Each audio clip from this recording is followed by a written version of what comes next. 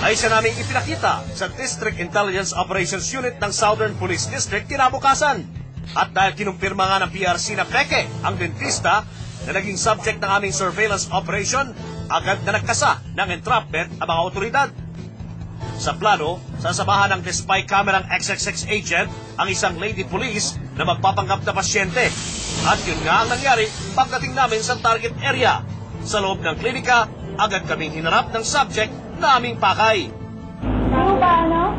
Marami mo kayong appointment, doktora? Ay, meron na.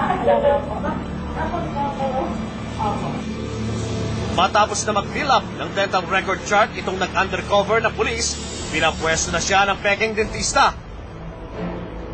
At ng aktong sisimula na ang dental procedure, ay binigay na ang hudyat para sa pagsalakay. Good afternoon, ma'am. Kayo po si Dr. Miriam Reyes?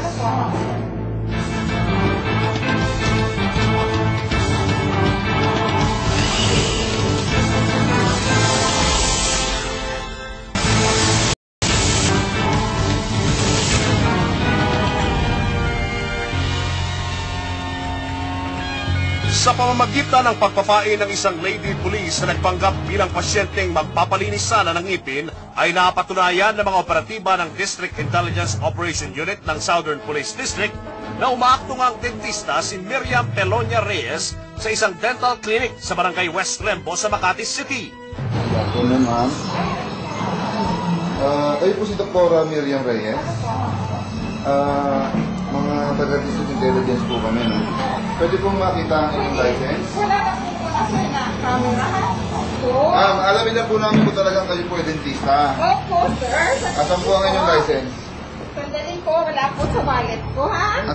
Pero nang walang maipakitang lisensyang pang-dentista itong ale, Wala sa wallet ko, sandali! Sandali na! Huwag ka sumigaw. Sandali na, please! maya-maya pa'y pinagdiskitahan nito ang policewoman na nagpanggap na pasyente. Kailangan po, sandali nga! Sa huli, hindi na rin nakapalag itong peking dentista na nagmukmuk na lamang sa isang sulok ng kanyang klinika. Pasalo po ako sa practical, sir.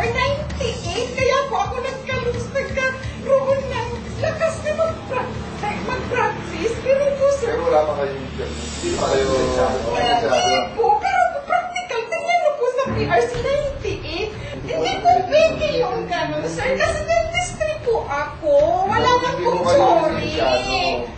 Habang panay ang litanya nitong peking dentista, ay nagsimula ng halughugin ng mga operatiba ang dental clinic nitong ale. Bagamat kumpleto nga sa mga aparato ang dental clinic ni Miriam Pelonia Reyes, nabigo ang mga pulis na makahanap ng kahit anong pruweba na may PRC license, business permit o diploma itong na-entrap na peking dentista.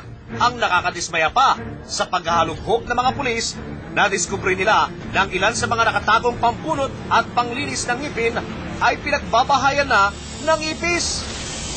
Kasunod nito, dinala na rin ang suspect sa tanggapan ng District Intelligence Operations Unit sa Southern Police District. Do'y hindi na nagpatubiling mangumpisal ang naarestong si Miriam Pelonia Reyes.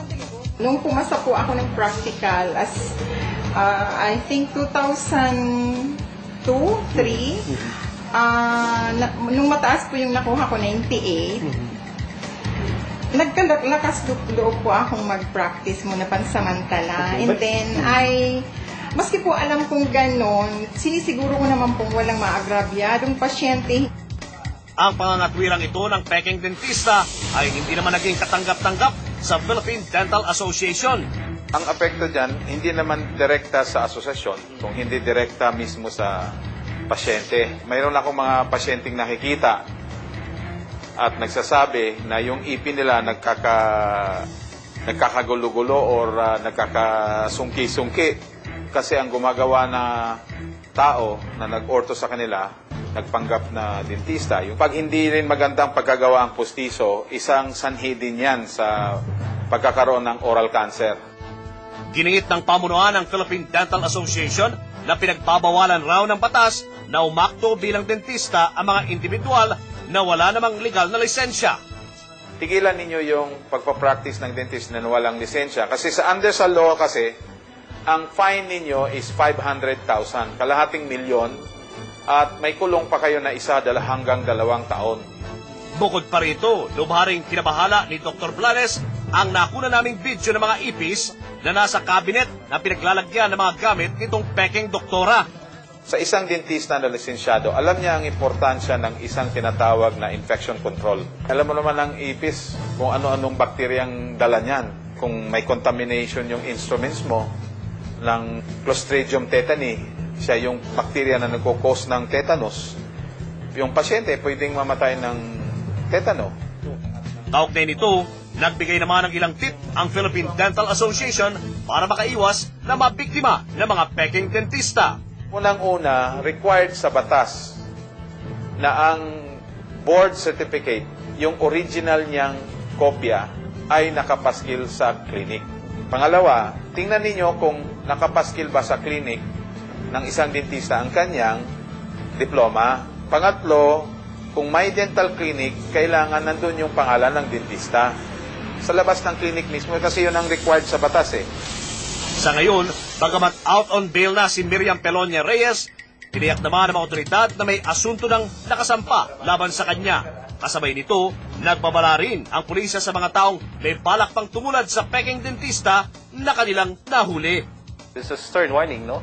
So sa mga nagbabala, kung hindi po tayo tapos at hindi pa tayo talaga pasado ng professional na dentist, huwag tayong magbalak.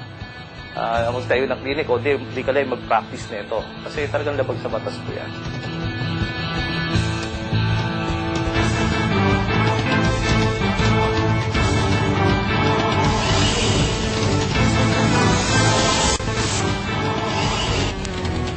Ang nursing board exam sa Pilipinas ay kinukuha tuwing buwan ng Hunyo at Disyembre.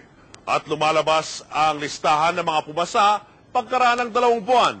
Ang pinagtataka lang ng Philippine Nursing Association ay kung bakit ang test book na ginamit sa nakaraang exam noong Disyembre ay nagkalat na ngayon at binibenta sa tapat pa mismo ng Professional Regulation Commission.